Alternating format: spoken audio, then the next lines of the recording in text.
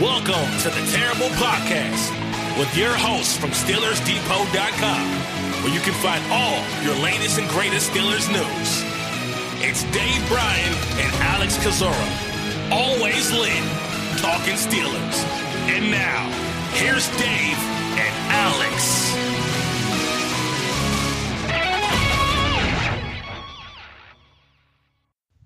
Welcome to the Terrible Podcast, Season 11, Episode 49. He's Dave Bryan. I'm Alex Kozora, SteelersDepot.com. Glad you guys could be back with us this Friday. Steelers Nation, hope everybody had a happy and safe Thanksgiving. And Dave, help me figure this one out. Do we have a lot to talk about today? Do we have nothing to talk about today? Because there was supposed to be a game, which obviously did not happen. And we're kind of in the situation where there's a lot of speculation and not a lot of concrete information. Yeah, and I don't know.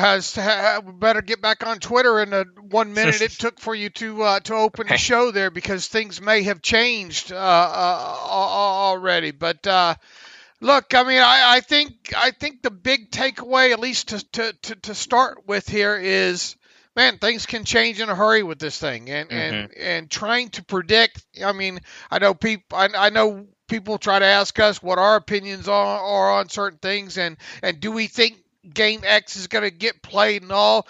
I mean, look, I was 100% sure that the game would have been played Thursday night, and then it gets moved, and right now, especially with the latest happenings on Thanksgiving, I mean, who's to say? You've got reports coming out that says no way this game can take place on Tuesday, no way this game can take place before no way this game can take place on Sunday, no way this game can take place before Tuesday at the earliest, and so what all do you believe? I mean, basically, we're like the rest of you. We're from this point forward when it comes to stuff like this. You just got to sit and wait and watch and wait for the official word, because there's so much speculation running around, and and we'll get into this, I'm sure, in a little bit here about how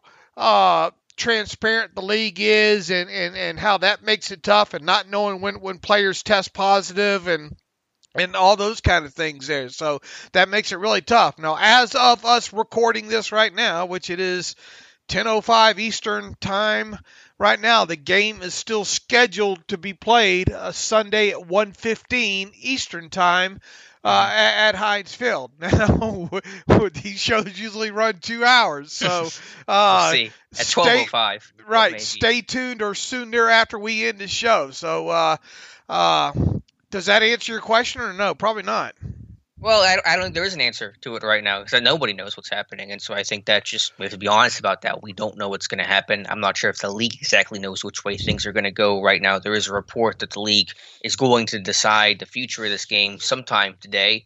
Again, everything seems tentative. Everything seems so up in the air. So I think the best thing to do right now, Dave, is to at least start with whatever facts we think we have, at least. I think the Ravens are now up to – kind of lost track. Is it 9 players now on reserve COVID or have tested positive? I can't even find the exact. I can't even get facts for that. I mean, that's how difficult the situation has been. Yeah, look, merely going off of their website, and first, tell people the news about Lamar Jackson, the latest. Right. Yeah. The big news that came in last night is that Lamar Jackson, of course, the Ravens, starting quarterback, reigning MVP, reportedly tested positive for COVID-19. This was according to, I believe, NFL Network's Ian Rappaport. So that was the most significant name of the many names that have reportedly been placed on the reserve COVID list, or players that have tested positive for COVID. And I think there were up to 4 more players who tested positive on Thursday for Baltimore. So they're up to, I think, 10, 12 cases plus coaching staff. And so there's an obvious massive outbreak of COVID spreading in Baltimore. Right. Here are the players that have been put on COVID-19 list for the Ravens so far. Calais Campbell, J.K. Dobbins, Mark Ingram, Iman Marshall, but I don't think that's new. I think that's from previous weeks, and I think he's was on COVID and maybe on regular IR too. I'm not 100% sure, but just strike out Iman Marshall because that was previous.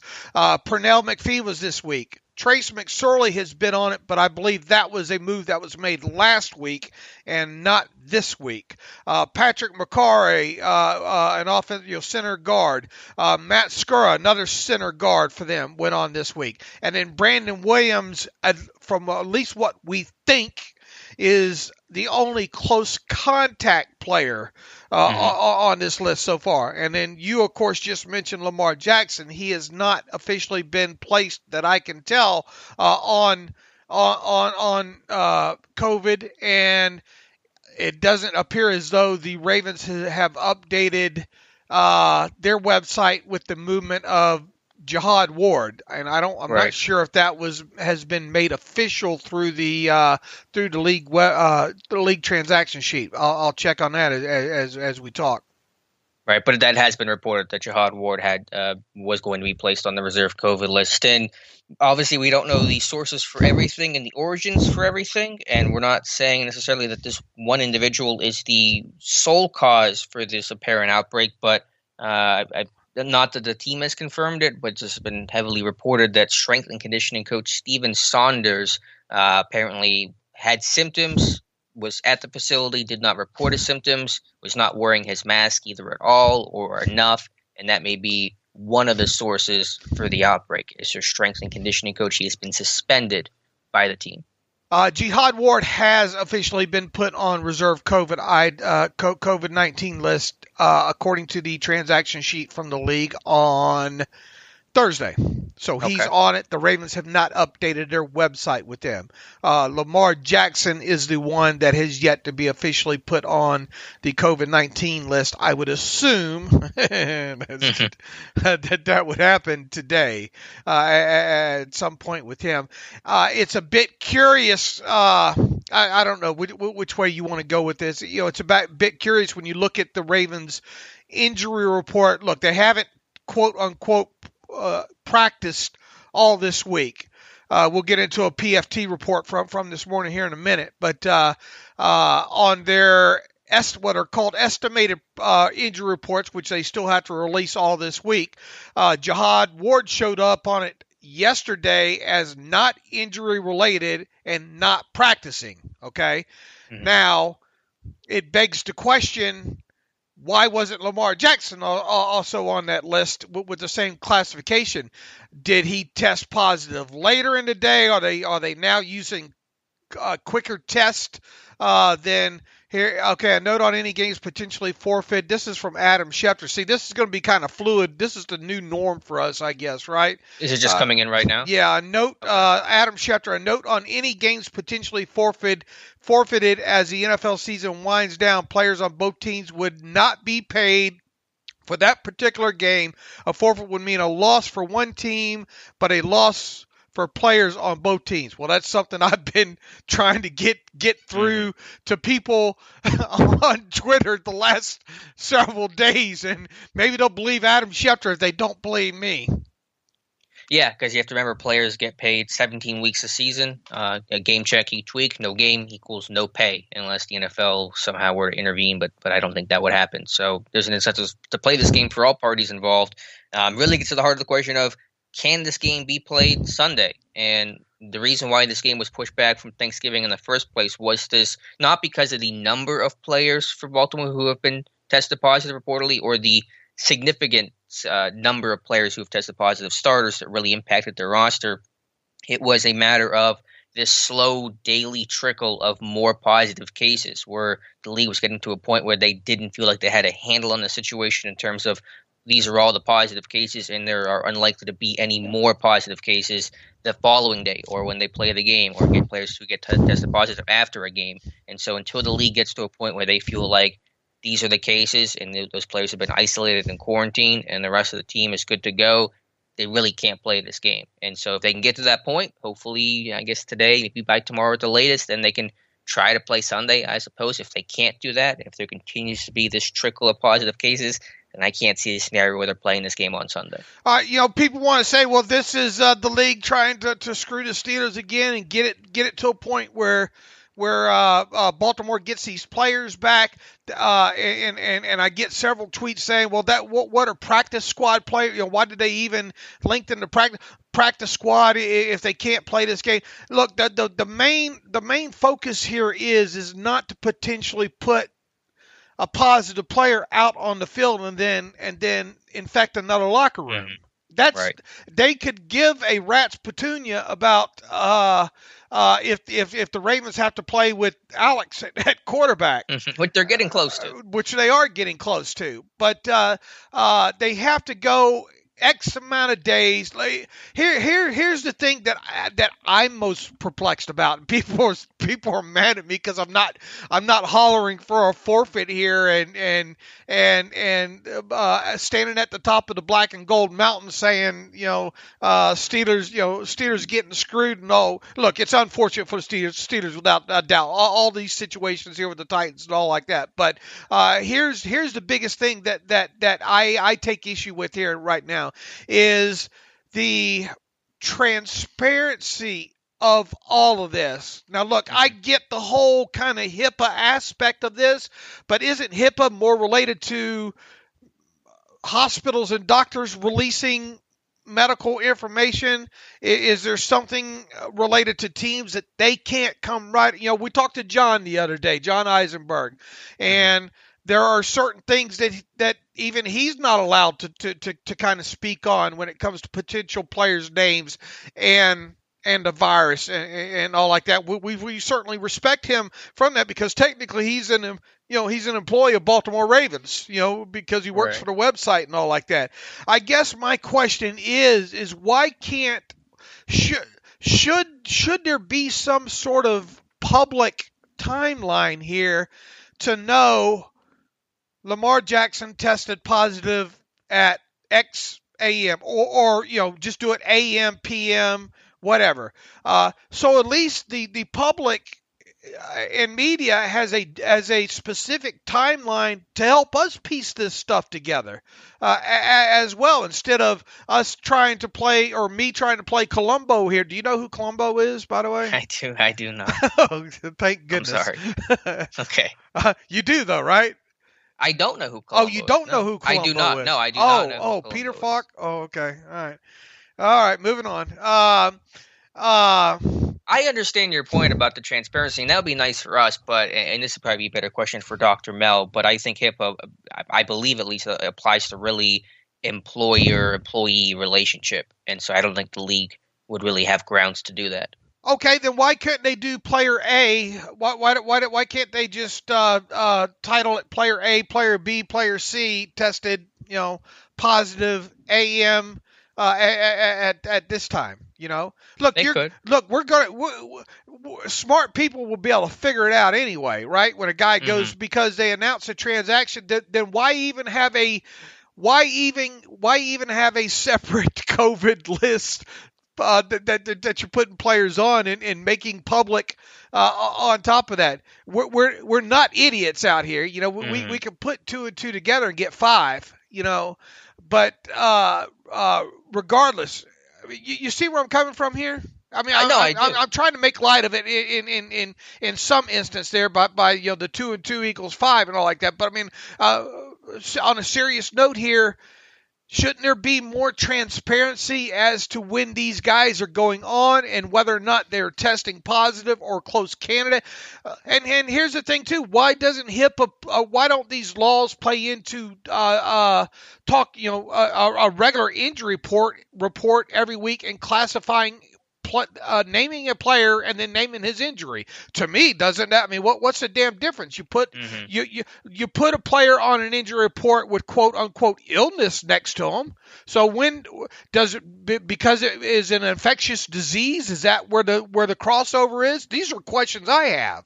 Yeah, and they're all good questions, and I wish I had good answers for you. I don't, unfortunately. I think that's just going to be the reality of things are for this year, and hopefully this year only. Hopefully by football season next year, things are relatively back to normal. We'll see, fingers crossed. But I guess the issue that I've had personally, and I understand, this is all case by case, and it's hard to be consistent in a pandemic with these decisions because we're all just trying to figure it out as we go along. But a lot of people have pointed to the fact the 49ers had to play but against the Packers several weeks back when their roster was decimated, granted partially by injury, but also they had several positive cases, or at least at the time, maybe some were false positive, but several players go on COVID, and the 49ers had to play that game, and they got shellacked by Green Bay. And I've gotten some fans asking, well, why did San Francisco have to play that game, but Baltimore not play on Thursday? And I think that is at least a fair critique. Is the NFL right or wrong? There's some debate, I'm sure, to be had there, but that is always something that's kind of run through my head. Well, here's the thing, though. We don't have a good timeline to really compare, though. It would be nice to be able to take what had happened with the 49ers, when the last positive test was, or someone just saying, well, it doesn't look like it's a breakout, or it looks like the breakout's under control, or is there a certain, we have to have X amount of days between this test, positive test, versus X amount test and positive in this next area or set of days. You see where I'm coming from? Sure. They could help themselves out a little bit more, I think, by being a little bit more transparent with this. Mm-hmm. No, I understand. Yeah, I mean, I think the 49ers had cases like close to leading up to the game. I think like Kendrick Bourne got placed on COVID like the day before the game. But I guess the NFL, I think their explanation has been they just felt comfortable they had contained the outbreak and there weren't going to be more positive cases, which I think ended up happening. There weren't any. And that is not the case with Baltimore right now. So obviously the Ravens are in a very similar situation as Tennessee. Obviously Tennessee could not play that game against Pittsburgh. And if there are more positive cases, it will be hard to play this one Sunday.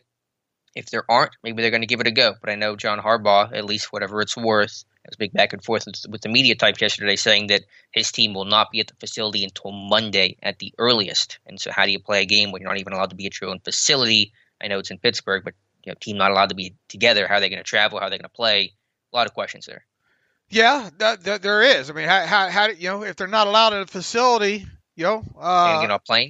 Yeah, how are you going to get on a plane or a bus? Right. That kind. And even so, that's a little bit. I think there's a little bit of gray area still on some of this reporting of what actually Harbaugh has said and what the team's doing and all like that. Now, what do you make of the report from Pro Football Talk this morning talking about the Ravens? Had walkthroughs on Monday and Tuesday, and then all right. Let me back up this way. Whose decision should it be to shut a team's facility down?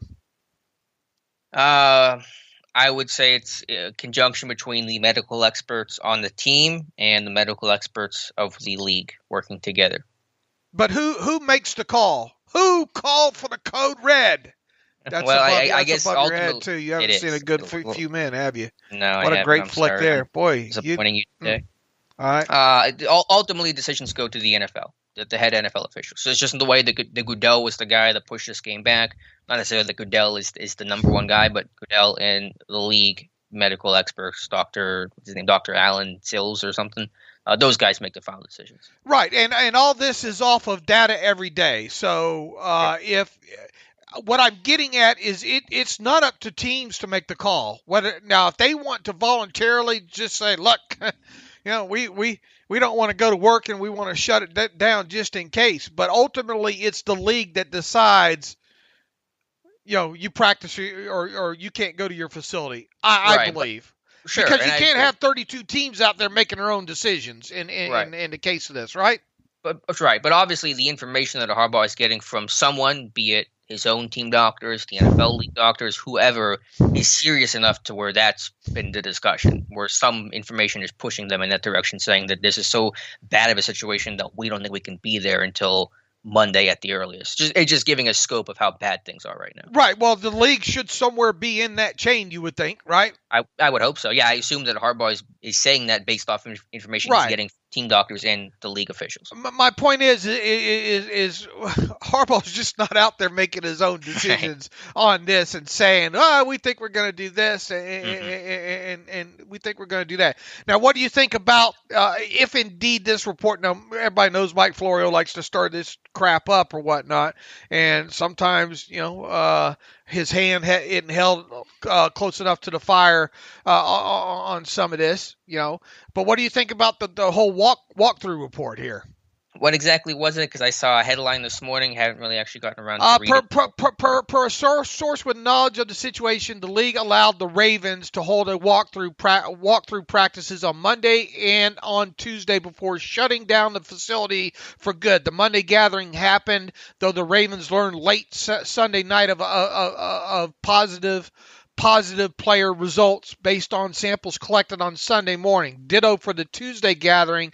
The players and coaches were in the building on Tuesday morning despite more Monday positives. Although the team announced late Tuesday morning that the Ravens would work virtually, they actually had completed most of another walkthrough practice, and they had conducted in-person meetings on Tuesday before the facility closed. The league shut things down and sent everyone home as a result of new round of point of care test. A new round of point of care. I guess those are more instant. I don't know. The unnamed staff member, blah blah blah. Let's see. He contends that if the Ravens weren't due to play until Sunday in the first place, few, if any, players would have been at the facility on Monday and Tuesday, limiting the. Anyway, he's trying to circle this back to the league, saying that it was okay for them to have these walkthroughs on Monday, Tuesday, and if that is indeed the case, then that's on the league. Yeah, so they got together on Tuesday for a walkthrough. They got through. Let me read it again here. Per a source with knowledge of the situation, the league allowed the Ravens to hold walkthrough practices on Monday and on Tuesday before shutting down the facility for good. The Monday gathering happened even though the Ravens learned late Sunday night of positive player results based on samples collected on Sunday morning. Ditto for the Tuesday gathering. The players and coaches were in the building on Tuesday morning despite more Monday positives. Well, that's really weird because I know on Monday, because we were doing the show, I mean, the Ravens said they were shutting down their facility. This is on Monday this was Monday morning, I think, during the podcast at 1:09 p.m. actually. In part, their statement read, "We have started the process of contact tracing, and during this time, the Under Armour Performance Center will be closed with all team activities conducted virtually." So I don't know how in one bucket they're saying we're closed and they're going back to work on Tuesday. And here's that next paragraph I just read. Although the team announced late Tuesday morning that the Ravens would work virtually, they actually had completed most of another. So you're saying that came out Monday or Tuesday? Yeah, this came out Monday. November 23rd was Monday, correct? Okay. I had my dates right. Monday, because we were on the show, and that's when you tweeted, "Uh-oh," and we're like, okay, we'll see what happens with this one. Yeah, Monday, November 23rd, 1:09 p.m., the Ravens issued a statement saying now maybe they're being specific and saying, well, the Performance Center was closed, but other facilities with the team were open. I don't know. But certainly, if there were positive cases, Monday I could understand, maybe because you didn't get test results back then. But Tuesday, I don't know why they're together on Tuesday. Yeah, now look, once again, this is a report from PFT, okay? Mm-hmm. So, if it's wrong, then somebody needs to hold. But the thing is, we don't have enough information to say whether it's right or wrong in this, right? It would be nice if we had some working timeline that got published every day. Look, you even go to the NFLPA site right now. There was a time where it looked like that was almost being reported daily, right? Right. And now, you click on the COVID information updates. 2 new positives among players, 4 new positives among personnel as of 10/7/20. So, wow. Now they have the nice national overview of the coronavirus and concentration in that website and the data that floats around just for the general public. They've got that nicely embedded on their site about what's happening state to state and hot areas and all like that. But that's nothing specific to the NFL. So why all of a sudden did we go from earlier in the season here to I think it was almost daily, the test administered, total number of players and team personnel tested, and then number of new positives. Why did that all of a sudden end? All right. That looks kind of fishy too. Can't you embed something that comes directly from the league that okay, you can't get a hold of your web guy, to update the graphic or whatnot. Obviously, all that can be fed automatically. So that's something else. When I was trying to go back through and make an argument on this for the show about, where is the transparency, this is just one other thing in here, and it results in you having posts by Mike Florio from PFT on this, and you just have really all the uncertainty that you have. I mean, we could another hour and a half or something else could pop up and not really be totally verified, and us talking about that. You see what I'm saying? Sure. Yeah. I mean, speculation runs amok whenever you don't really have a lot of concrete information and when things change so quickly. So just to kind of look at this going forward now, obviously, if they play Sunday, they play Sunday, and the Ravens will have a ton of backups in, and RG3 will start, and they'll have, third string centers or whatever the case is. The roster will be decimated, but they'll play the game. If not, and the league feels like they cannot play Sunday, then where do they go from there? They could try to push it back to Monday. I guess they could try to push it back to Tuesday. And obviously, the Ravens play next Thursday against Dallas. They could push that game back to the weekend, so play the Cowboys on Sunday afternoon, and that would be the way around that. If they can't play it this week, then we enter a whole new world of real uncertainty. Absolutely, we do. And look, not people say, well, why don't you get on the Steelers side here, Dave? All right, well, look, they most definitely have gotten the short stick throughout all of this, throughout the Titans thing, throughout this thing, because look, you had the Washington football team, their next opponent, play yesterday. The Steelers were obviously also supposed to play yesterday, so the teams would have the same amount of days, right? To prepare for one another, and now you're automatically putting the Steelers at a disadvantage, or the Steelers are being put at a disadvantage. Yeah, because they'll have less days to prepare for the Washington game now. So yeah, that absolutely stinks, and the timeline could shrink even more if the game's pushed back to Monday or Tuesday.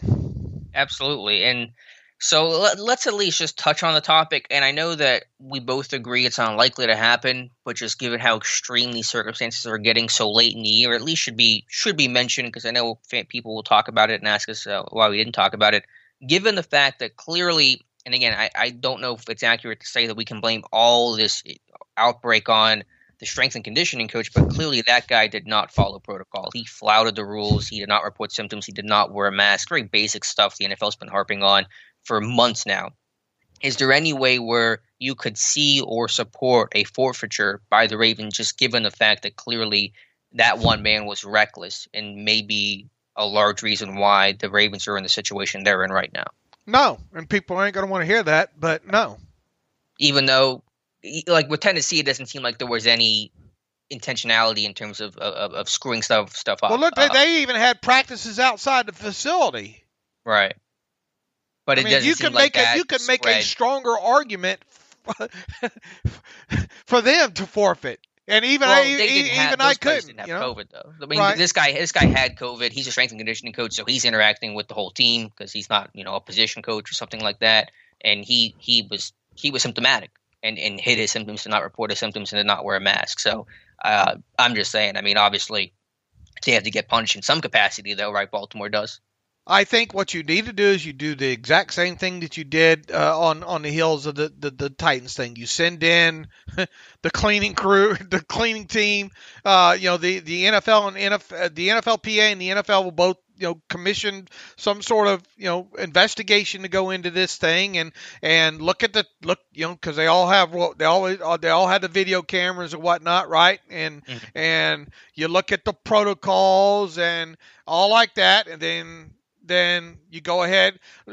Look, do I hear what is the outcome I think happens here? I think you see the Ravens suffer the same consequences, or if not, maybe slightly rougher than what the Titans faced. Heavy fines. I don't know, maybe a loss of a draft pick in there or something like that. But forfeit, nobody is going to be able to convince me that a forfeit should be made in this COVID environment, period. Under any scenario, just even a hypothetical one? It would have to be egregious upon, egregious on top of egregious on top of egregious. I just don't see it. It goes back to what I've said all along, is the fact that The Pandora's box. You do that. Right. The NFL has never had a forfeit, and they don't want one. There's too much money to go. Look, circle the whole damn thing back.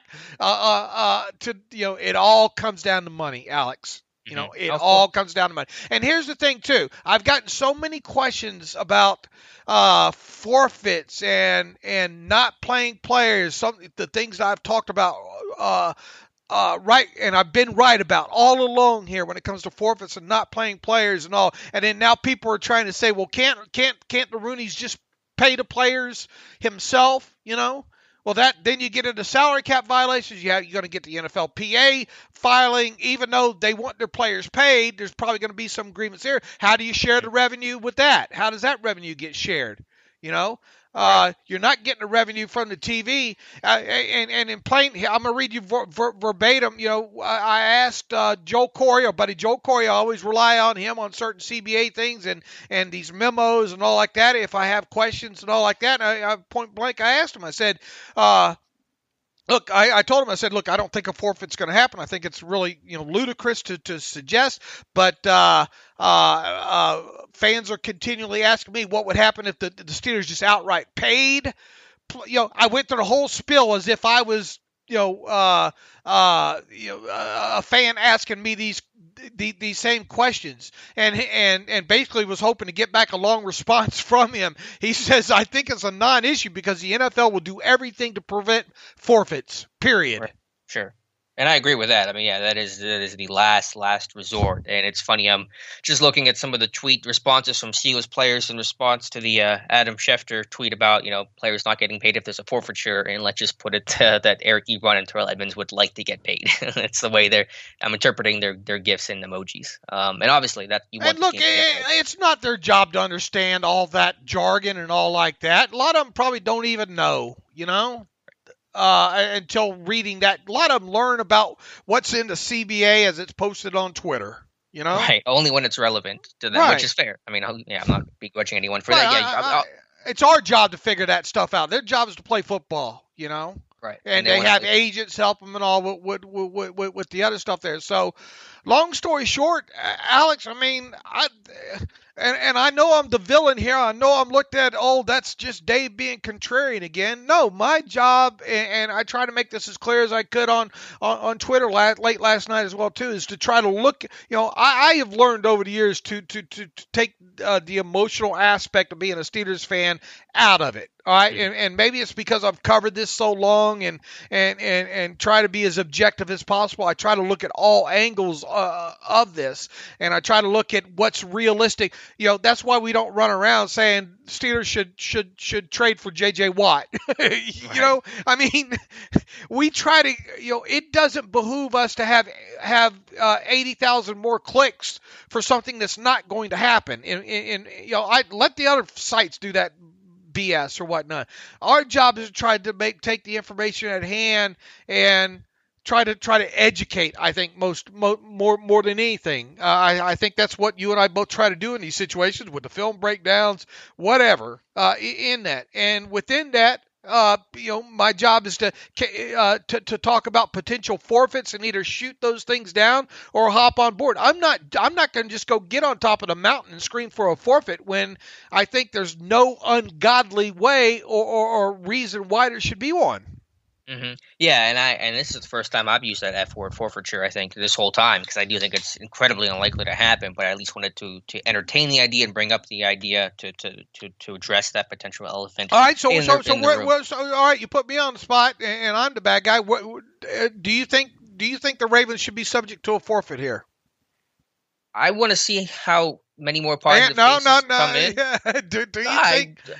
I'm more open to it than I think you are. I think the chances are still really low. I think it would still take a lot more to happen, because obviously, if this game could still get played Sunday, and so we're not even talking about a forfeiture or other contingency plans or stuff like that. So I'm not at that point right now, but I am a little bit more open to it than I think you are.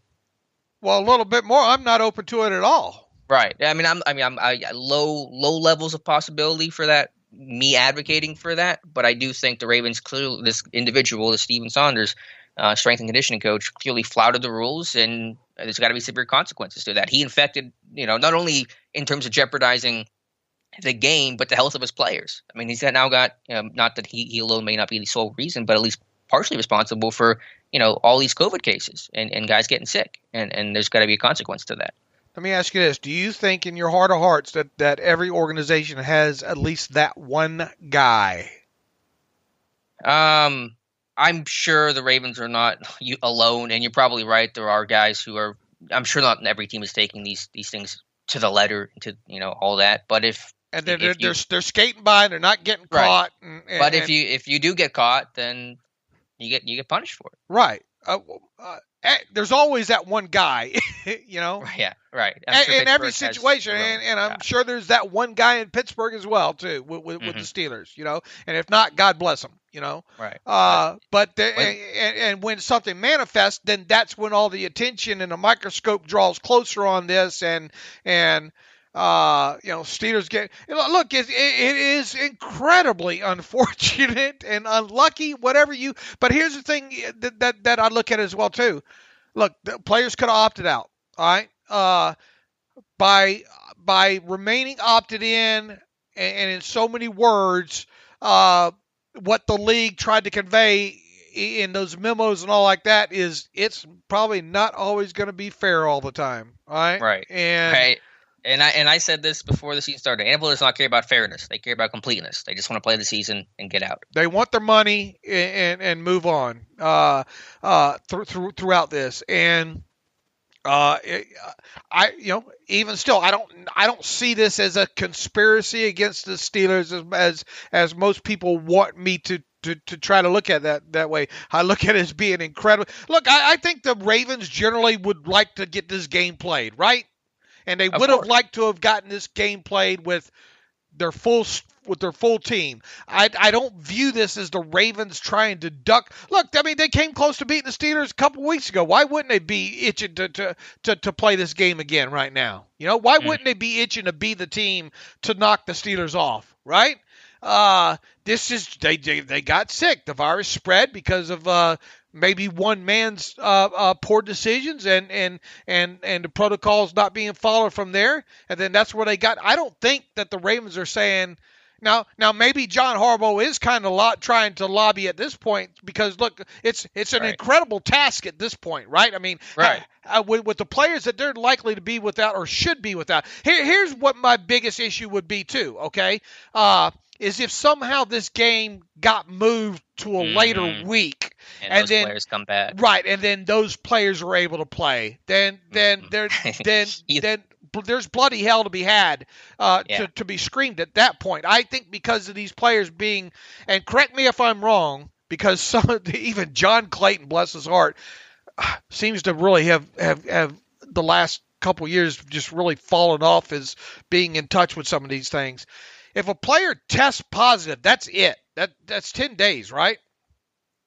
I know that Matthew had posted something about protocols in a shorter timeline if players are asymptomatic, but I can't see any player not missing a game after testing positive for the virus, even if they were asymptomatic. Now, the whole close contact thing I get, because we saw Ben Roethlisberger go through that and all like that. But there are going to be some mad, and here's the thing too, we don't really, I guess, technically know. We think that we know through some of these reports, but I think there's been conflicting reports on maybe a few of these players, of maybe a few of them are close contact and not actually tested positive, right? So when you don't have that transparency, what happens if you show up on Sunday or Monday or Tuesday, or I'm going to do something dangerous and assume the game gets played by Tuesday, okay? What happens if you show up and then all of a sudden Skura or the other center or Calais, you know what I'm saying here? We only really, I think, know for sure that Brandon Williams is the close contact. So what would happen if a couple of these other guys are showed up and are allowed to play because the extra 5 days of the game getting moved back has shifted it? I don't think that's right. Yeah, I don't think so either. I think in that case, those players should be forced to sit out still, because you can't push this game back out of an abundance of caution and then just let a bunch of players who just tested positive for COVID play all of a sudden without missing a game. But if this game were to get pushed back to a hypothetical Week 18, those players will be allowed to play. And I know Steelers fans will not like to hear it. I think that was what John Clayton was trying to say, like those players shouldn't be able to play, but they're going to be able to play. And if you're Baltimore, you're sitting there saying, we wouldn't mind the game getting pushed back to a different week because our roster is not very strong right now. So I'm not saying that's what I'm not trying to say that in a conspiratorial type way, but for Baltimore, an ideal situation for them is not playing at all this week. And especially if they're not allowed to look, there's going to be some even madder, if it's possible, madder Steeler fans if someone other than Brandon Williams that's name's been circulated out there is allowed to play in this game Sunday, Monday, or Tuesday.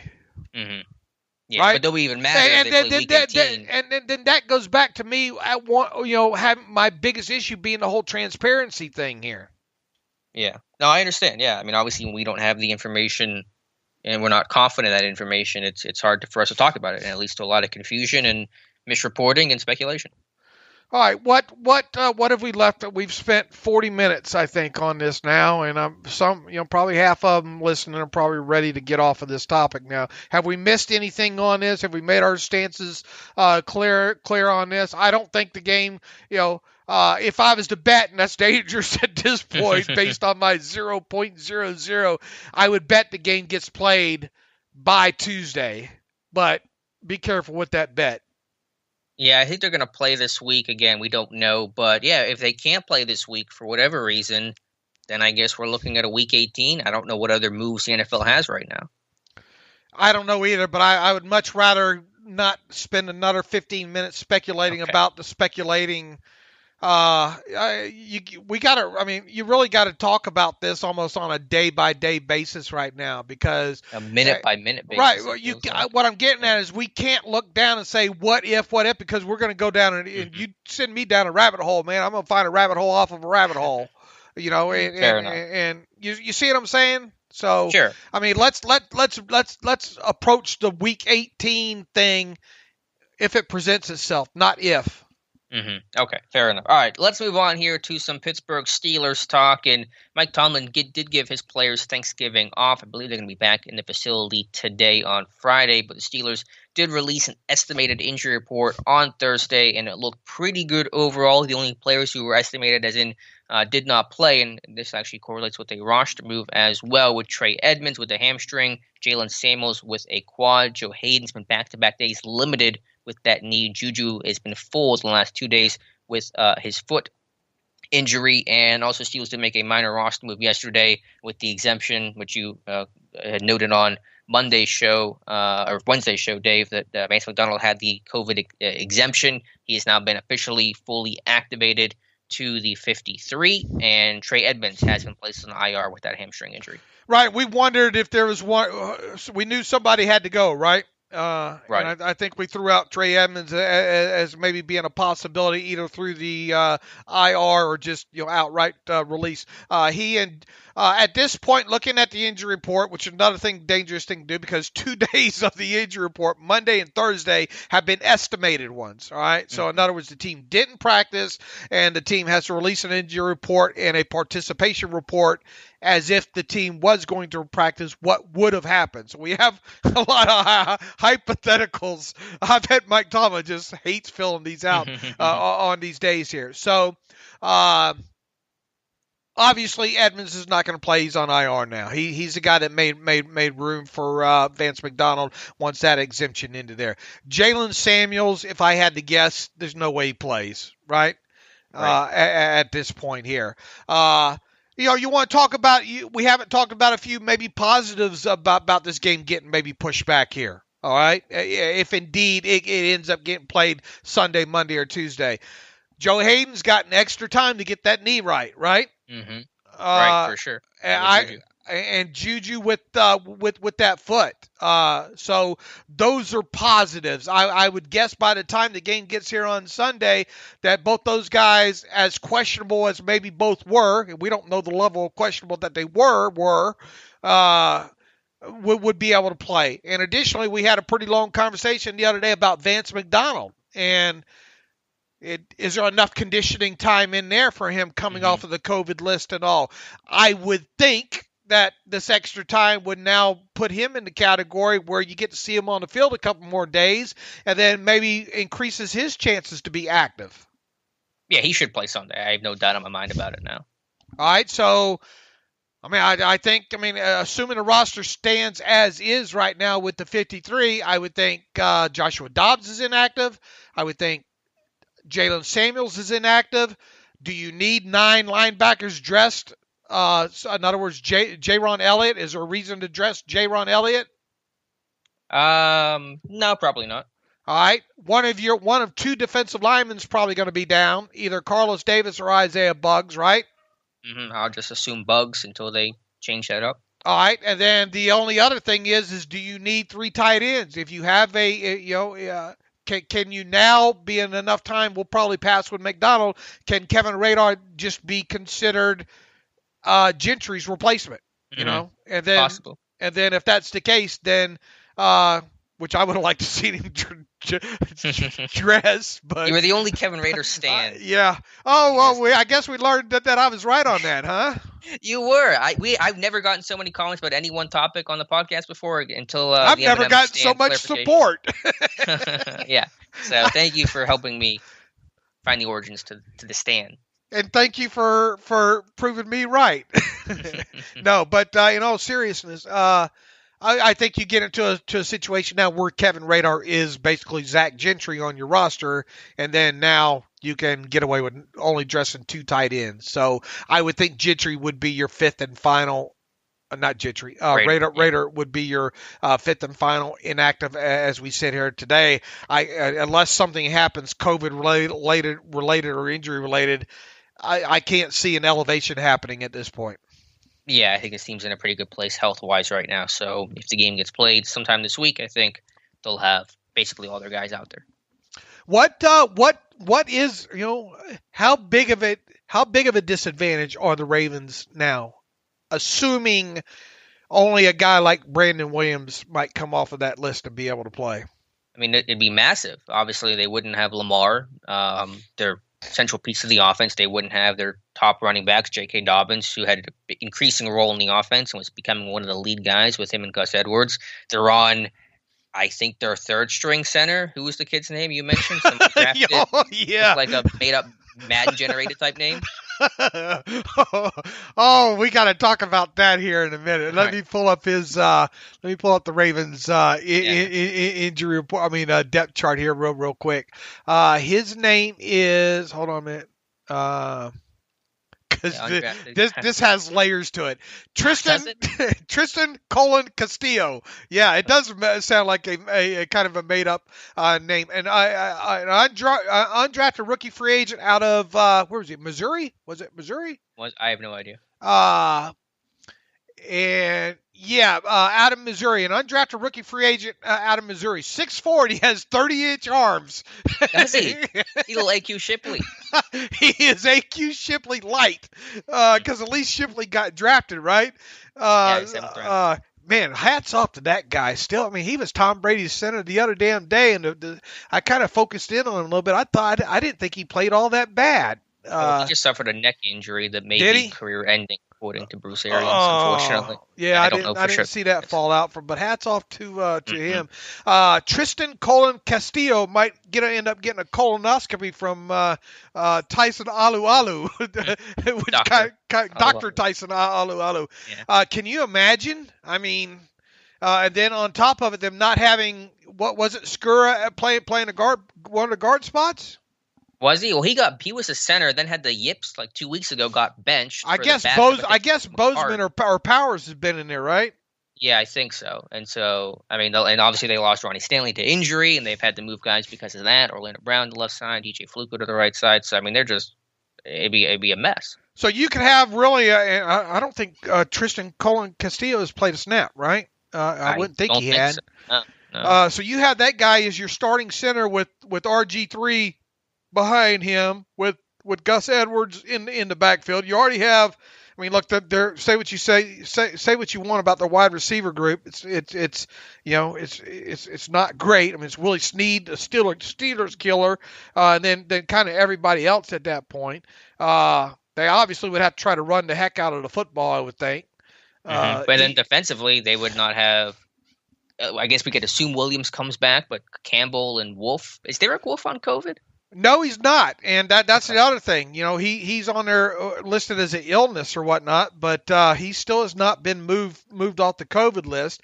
Yannick Ngakoue, who we talked about the other day, for some reason, I think their fans are kind of questioning why he wasn't on the field in overtime against the Titans. Look, they probably weren't going to have Campbell anyway because of a calf. Right. But he's not going to play. Yeah. But Wolf, look, had they lost Wolf, that would have really.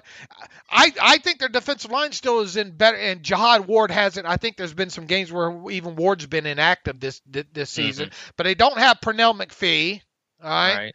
That's another one there. They'll still have that secondary. So really, overall, I think the fallout from all this is more impactful for the Ravens offense than it is the defense. Now, had Wolf had to go on IR, that's tough.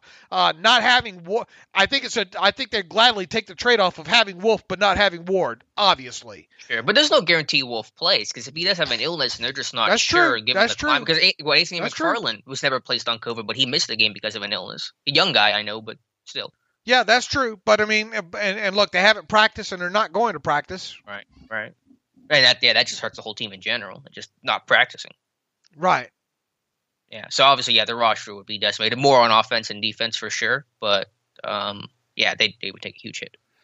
I mean, is there is there anything we can break down on this other than would you mesh charge?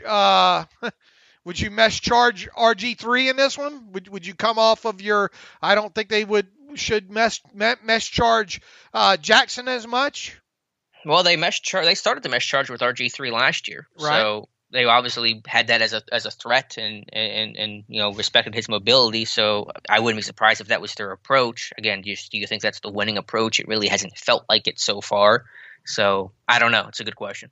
I mean, RG3 obviously still has mobility to him, but he's no Lamar Jackson. Right. And I don't think the Ravens really want RG3 running all that much if they can get away from it. But I mean, let's go back to that Week 17 game again too. When we talked about Gus Edwards, they did just fine sitting some of those guys out of that game. Against Steelers defense that seemed to be tired and worn down.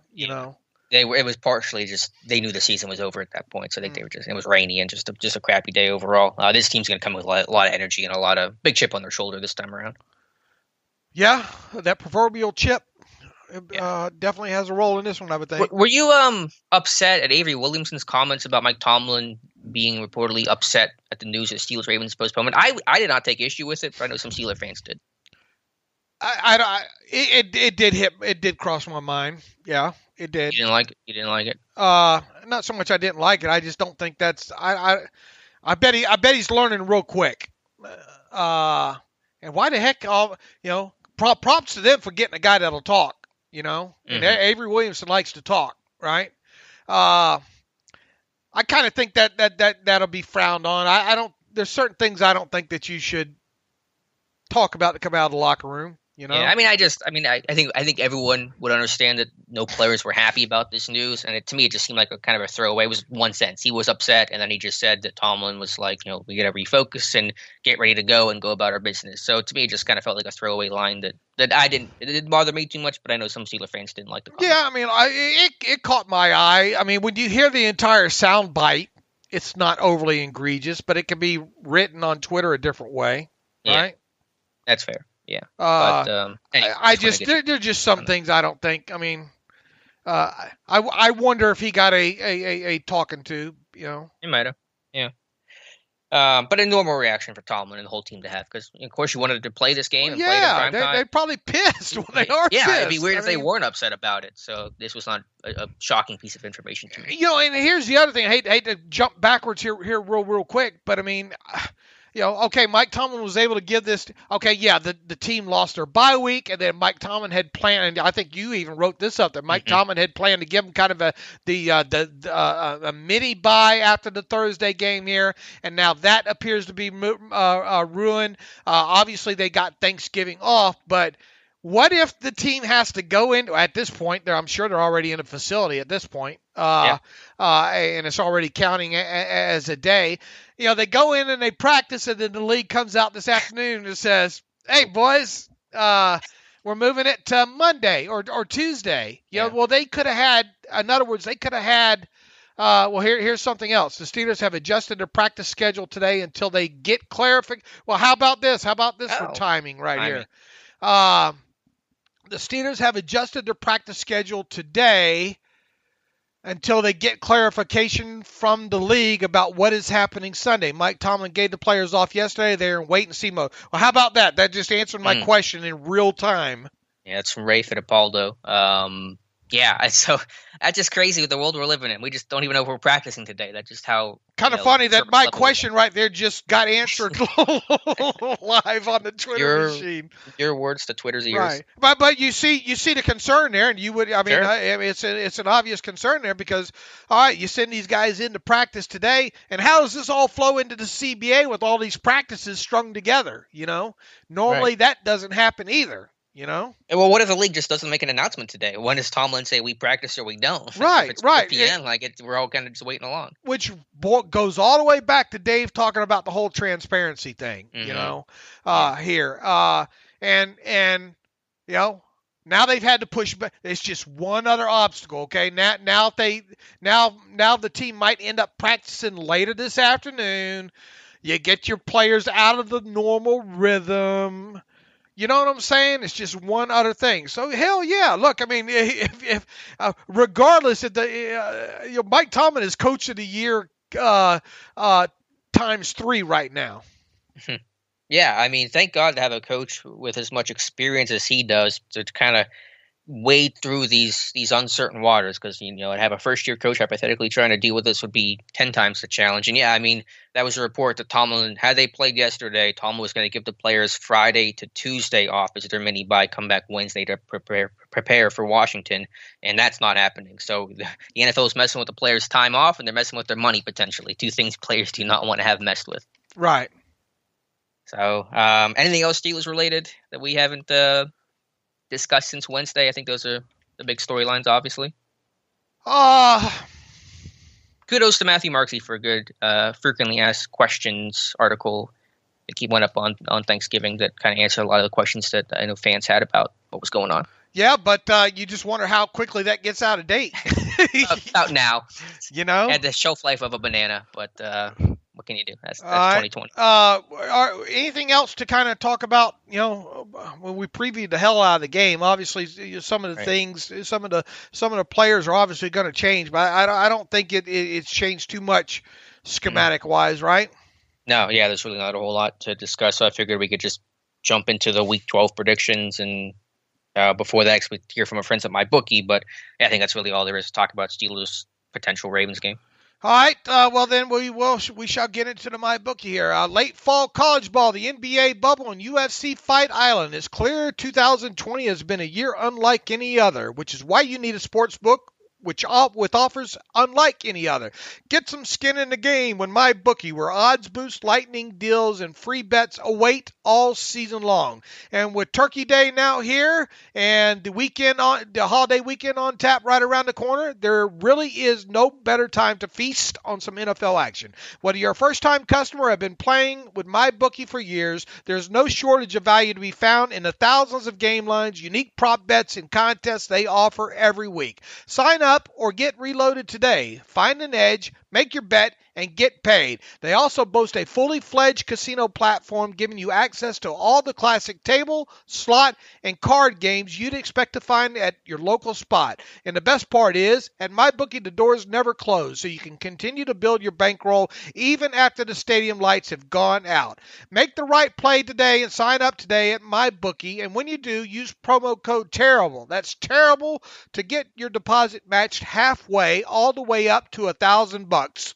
The terms are simple. You put in $200, for example, they'll match you with another $100 in your account. If you're already planning to bet this season, this is free betting money. It's winning season at MyBookie, so come join in on the fun and win some cash while you're at it.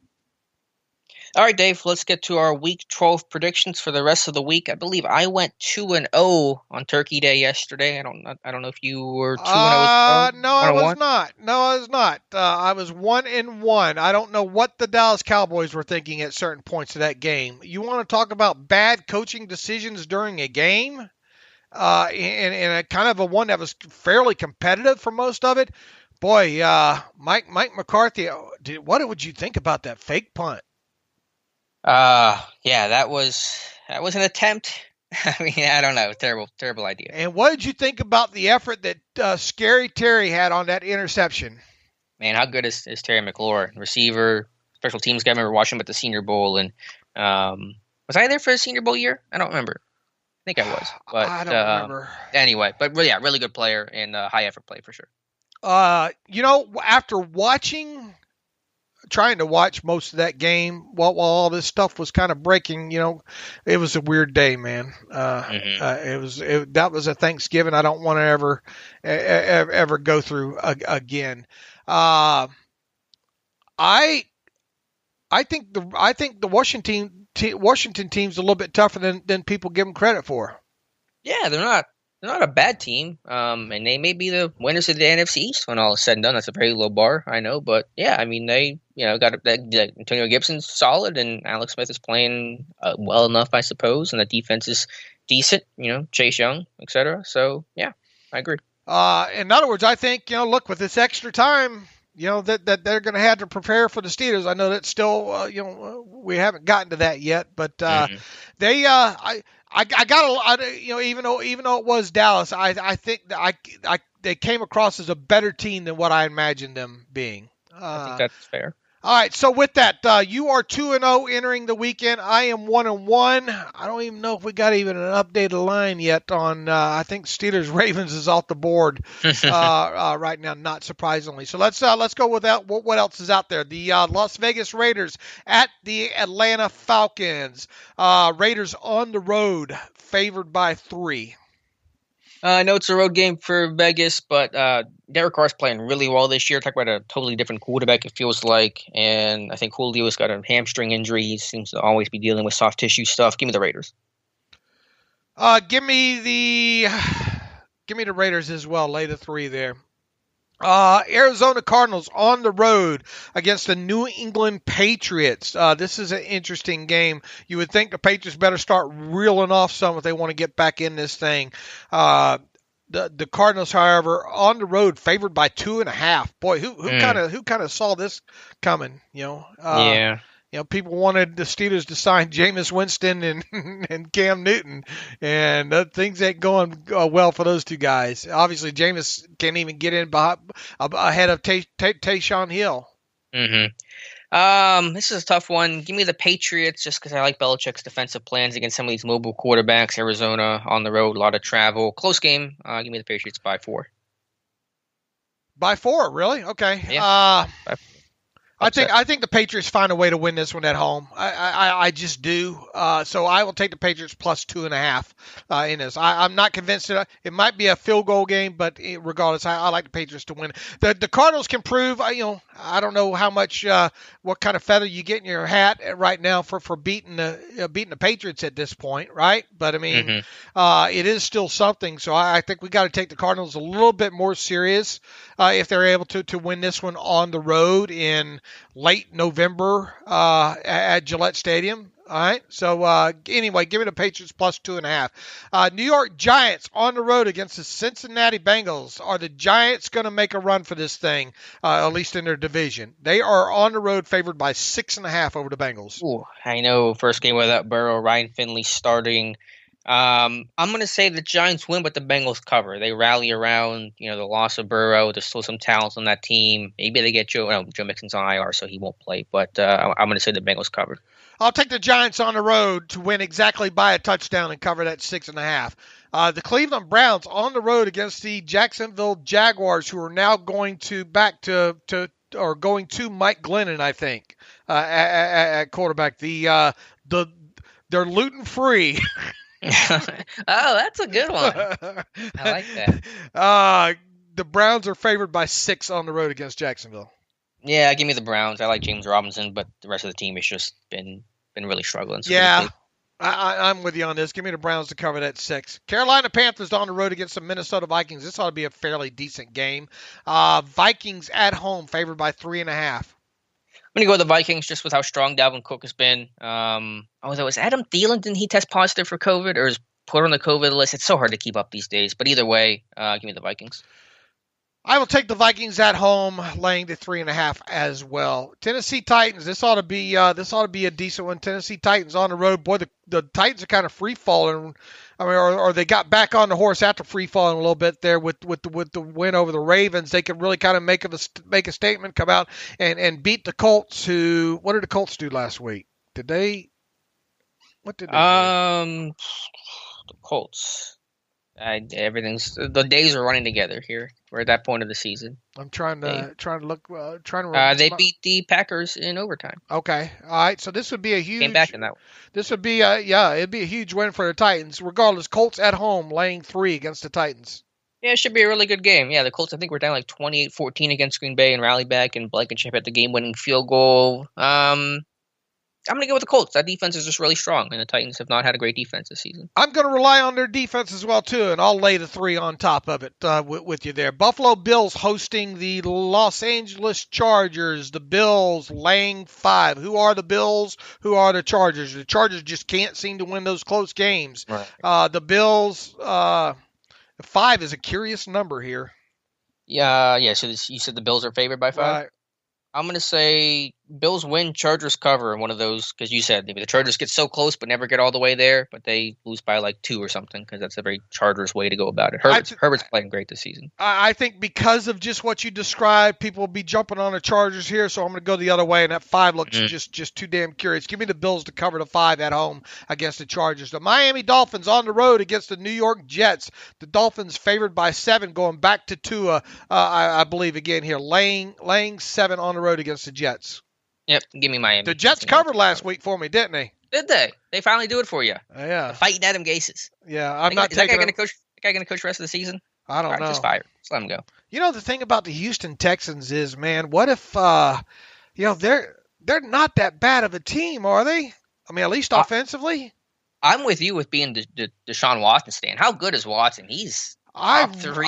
He is a really good quarterback. I think he really is a good quarterback, and I think I said that before the Steelers game against him. Just really impressed with him overall. And I put out on Twitter yesterday, and it's not a shock to some, but I mean, give me Deshaun Watson over Lamar Jackson 4 times. Yeah. Right now, I imagine if they had a receiver, someone like Nuke Hopkins or someone. I like this tweet yesterday. Hopkins, thankful for the Cardinals for trading for me. Absolutely. And imagine if they had maybe one or two more offensive linemen over there. I mean, it's not, it's the kind of thing that I'm throwing gobs of money at Eric Bieniemy to come in and coach that team. But anyway, back what game we're on. Give me the Dolphins to lay the 7, to cover the 7 against the Jets. How about the Saints at the Broncos? The Saints favored by 6 on the road against the Broncos, who I think, didn't they have to close down a facility or something, or had a positive test this morning? I can't even keep up anymore. Anyway, give me the Saints. Give me the Saints to lay the 6. I'm with you. 49ers on the road against the Rams, who got a big win against the Buccaneers. Rams at home laying 6.5 against the 49ers. Pretty big line. I'm going to go with the Rams, though. Impressive team overall. A well-balanced team. Cooper Kupp going off last week. Give me the Rams. Boy, you look at their differential, their adjusted nets per passing attempt. I got to get that in a podcast. You look at that. You look at that defense, man. I think people are underestimating this team. Give me the. I think they win. Do they win by 6.5? Okay, I say they do. Cover the 6.5 there. A game that I wish, if the Steelers game was already out of the way, I was planning on kind of settling in and enjoying the Kansas City Chiefs on the road against the Tampa Bay Buccaneers. I think this is going to be an exceptionally great ball game. The Chiefs on the road laying 3.5. Yeah, hard to go against the Chiefs. I mean, you're just seeing some inconsistency with the Buccaneers. The running backs have really struggled. Whether you're talking Fournette or Ronald Jones, I know the Bucs have a good defense, but a lot of teams have had good defenses and have not been able to figure out the Chiefs. So kind of obvious pick here, but give me KC by touchdown. Give me the Buccaneers to upset them. Ooh. Yeah. Right. Ooh, what do you think? I like what the Buccaneers do defensively. I really do, and I think because the Chiefs' defense isn't, as good as maybe, or it isn't as good as what the Rams is. I think Brady and company figure that out there. Right.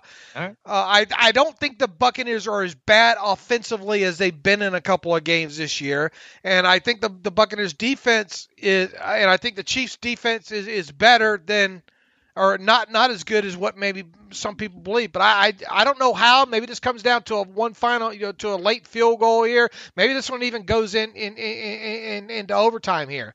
But give me the Buccaneers to upset the Chiefs here.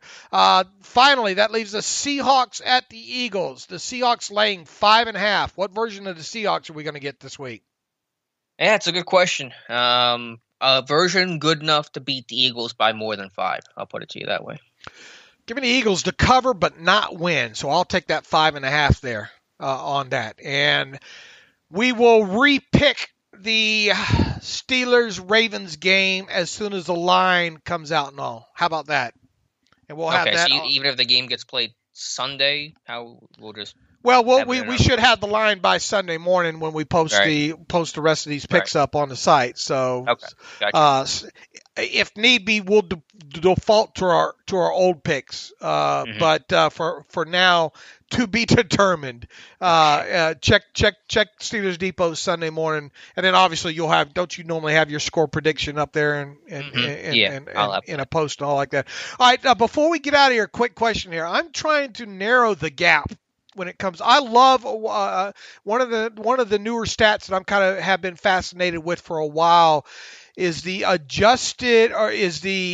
intended air yards of quarterbacks versus completed air yards. You've heard me talk about it. We've discussed it several times, and I've talked about how the most concerning thing I think when it comes to Ben Roethlisberger's numbers is the gap between intended air yards and completed air yards. Now, all that number means is how far the ball is flying down the field in both those situations. Not what happens after the receiver catches it, because Lord knows the Steelers are doing fantastic this year on yards after the catch. All right.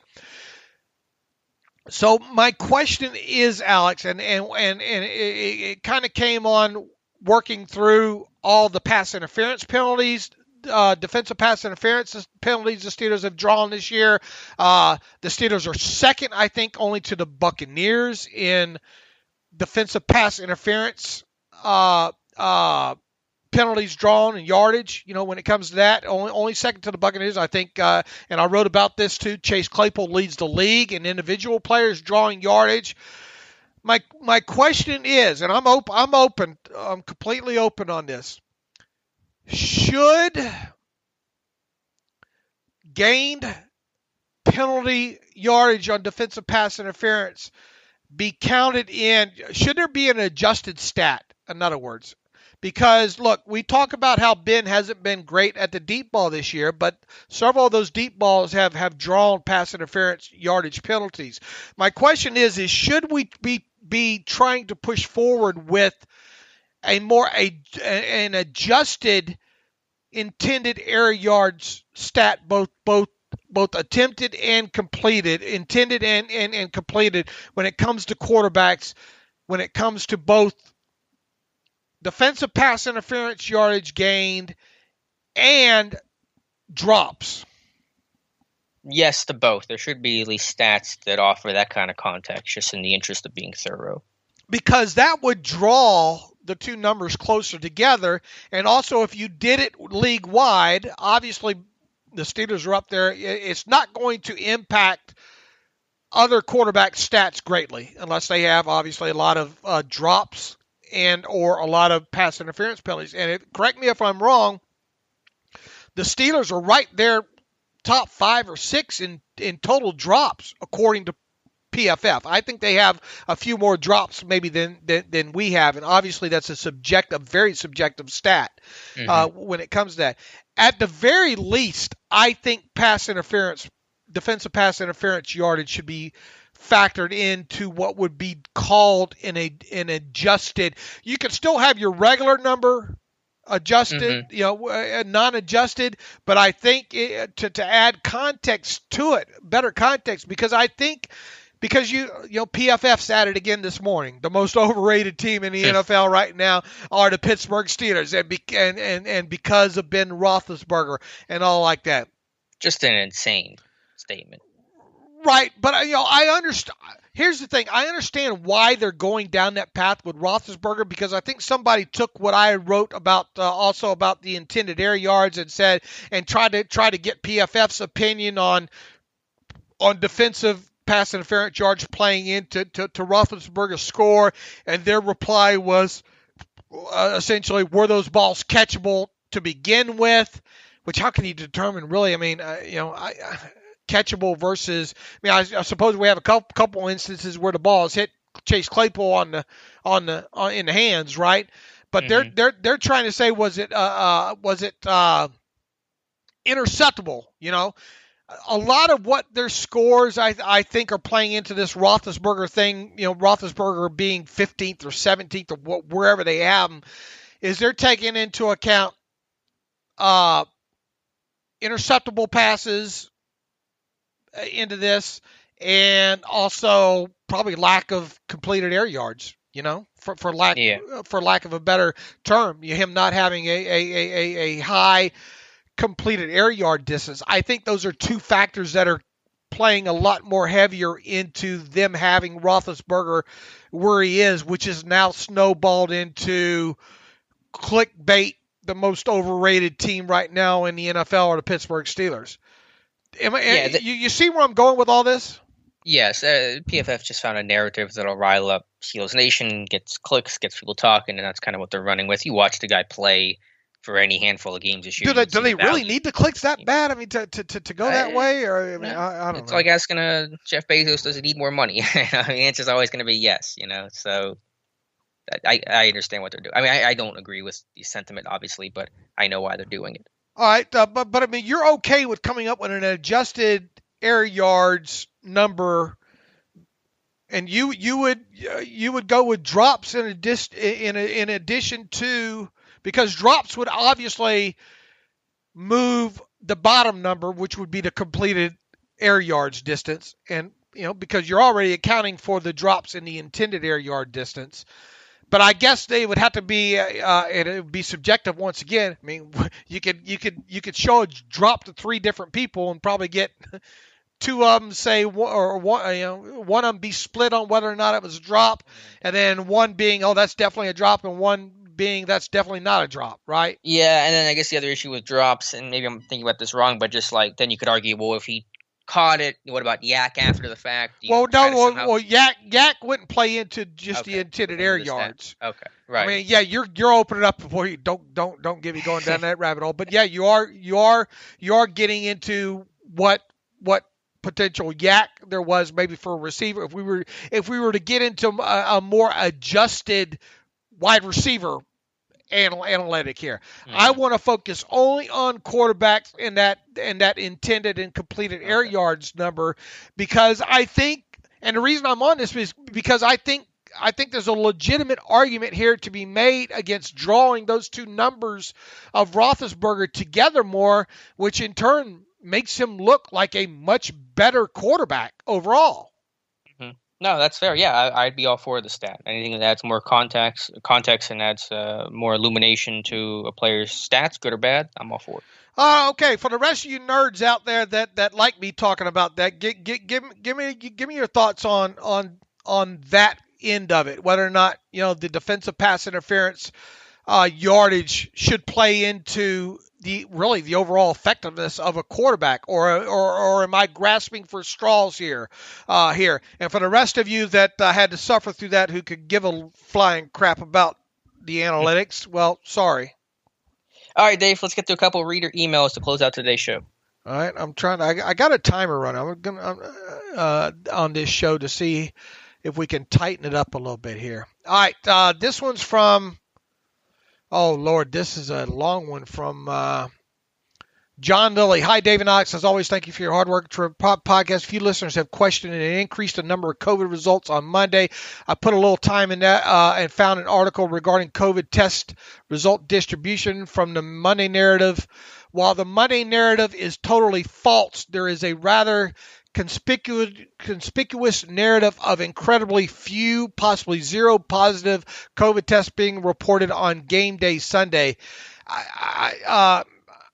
John, I'm going to have to look at this. I don't want to get into this long email, and plus people can't see this chart that you sent me as well, too. I appreciate you sending this. It's just it can't be visualized for the podcast here. Drew Bell writes in, fake punt call. After Cowboys game last night, TV showing Bones Fossil getting yelled at by Sean McVay last year, I'm wondering, can a special teams coach call a fake punt without talking to a head coach? Question mark, question mark, question mark. Really? Question mark, question mark. No way Danny Smith is calling a fake punt with okay from Tomlin. Right? Interested in what y'all think. Listener for years, stacked on years. Drew, thank you for the email. Let's let Alex handle that one.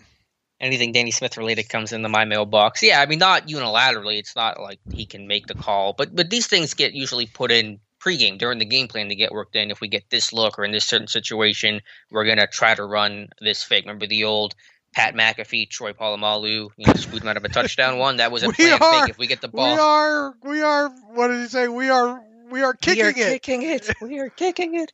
Yeah, so that was, we get in this situation inside the 10-yard line, left hash, whatever the situation was, we're going to run the fake. So these things are usually game planned ahead of time, but obviously the coach has authority to execute it or call it off or whatever the case is. So these things are discussed prior to the week based on situations and looks and what you expect to get, and then they're run off of that. By the way, according to Aditi Kinkhabala, Mike Tomlin is canceling practice today as Steelers await more information on the status of Sunday's game.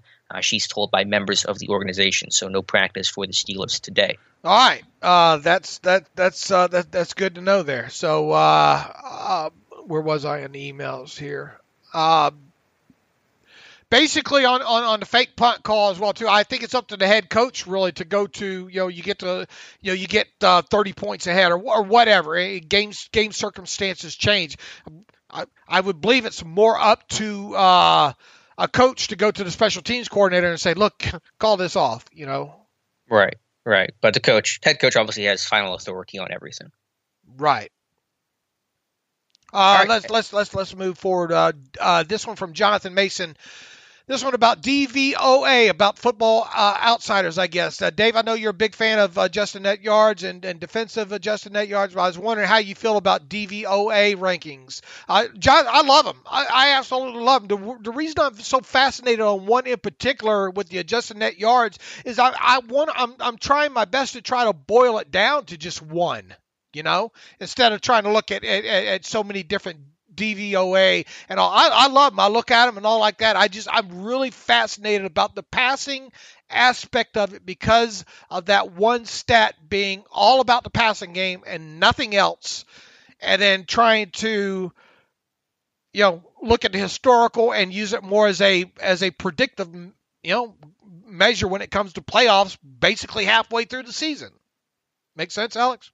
Yeah, it does. I mean, again, I know you rely on those stats more than I do. I think they're interesting. I don't always have a great understanding of them, but I'm all for those kind of stats that help provide that window into football beyond just the surface level stats. Right. I always look. Give me the tape. If you gave me a choice and I couldn't talk about adjusted net yards for passing attempt, or I can only do that by giving up the all 22. Well, hell no, I'm not doing that. Give me the tape. The tape trumps everything, but I am also, I love the numbers. I always have loved the numbers. I'm fascinated by the cap. I'm fascinated by certain advanced analytics and, our newcomer Brad Cagilio, I think I want to marry him, Alex. Okay. Your wife might have something to say. I might have to have a talk with her about that, because I love that aspect of it. And then one of the things that I think's been tagged to you in your bios forever has been marrying tape to statistics, right? Right. I love the numbers too. I'm just worse at math than you are, so I struggle with it more. Well, I mean, I'm bad at it too. That's why they have spreadsheets that do a lot of this, Yeah. Well, I mean, you're good at least figuring out how to make the math work better than I. But obviously, we both love stats. Everyone loves my stats. Is weird. I love writing the articles, and my favorite articles each week, which I know is not an analytical thing, but just kind of a curiosity type stat. But yeah. Numbers are always fun. Jonathan, I love all of it. The DVOA, I think Football Outsiders and what they've done over there is just absolutely fantastic and all, as well. And that's why we subscribe to PFF because of the numbers, and we help support Pro Football Reference and StatHead, their news shoot off. And we love all of that aspect of it for sure. I just my fascination is obviously with the adjusted net yards, and then also. Really my hot button right now, as people can tell, is the intended air yards and just kind of measuring a quarterback when it comes to that aspect of it. Justin Larson writes in. Justin from Omaha. That's my Peyton Manning impression of the day. Mm-hmm. I know people are all upset about the game getting pushed back, but what are the actual disadvantages and advantages in the actual game prep for the team? Hope you guys had a great Thanksgiving. Well, Justin, I think you're kind of seeing some of it right now in real time. You only thought you're going to have a couple practices this week. The Ravens have not practiced at all other than these reported kind of walkthroughs.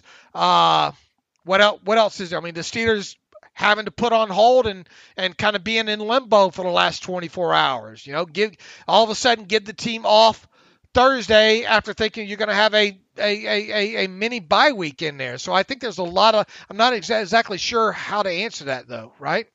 Well, I would just say that football players and athletes they're creatures of habit and routine. Any disruption to that is problematic. Even on a short week, which sucks, at least you know what the routine is going to be, and you can prepare yourself. And it's kind of old hat whenever you're in this uncertainty of, well, do I work out today, or do I take as more of a rest day? Do I get a massage this day? What should I do? What the order is? And I think that just kind of creates a lot of conflict and issues with players trying to figure out how to approach an attack this week. So I think that's probably the number one issue, is just the uncertainty of how to prepare to get ready to play. All right, good jumping off point here. My running clock here says 1 hour and 26 minutes. So by the time I guess we go through the closing spiel, we're going to get this show done in an hour and 30 minutes. How does that sound? People fainting right now or what? I got my smelling salts, Dave. All right, for this ever-changing situation, hopefully things don't change 5 minutes after we get off to this podcast here. But in the meantime, you can follow me on Twitter at Steelers Depot. Follow Alex on Twitter at Alex_Kozora. Follow the show at Terrible Podcast. Email the show, theterriblepodcast@gmail.com. If you like what we do and you want to donate to the cause, please go to SteelersDepot.com and hit the donate button up right navigational bar.